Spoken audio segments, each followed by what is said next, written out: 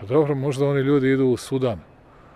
Možda su se spremili pa lete nekim specijalnim čarterom za Sudan pa idu tamo.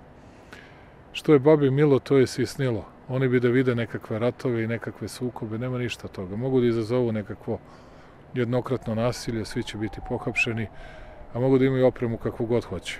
Tako da, pošto im je jasno da niko drugi nasilje neće da izaziva sem njih, znaju oni odlično su ga uvijek izazivali, nije pucao niko od nas u nekoga od njih, već su oni pucali da ubiju čoveka i to došli na mesto koje je zakonito prijavljeno, zakonito za razliku od njihovih protivzakonitih skupova, upucali čoveka, neću da pričam šta su sve radili sa policijom i o svim lažima od zvučnog topa, mrtvog dečaka od 16 godina u Valjevu, svih laži za prebijenu studentkinju u policijskoj stanici i do svega drugog. Tako da imamo i mnogo većih problema nego što su, rekao bih, zgubidanski dosadni trikovi, tako da nemam vremena se time bakćem.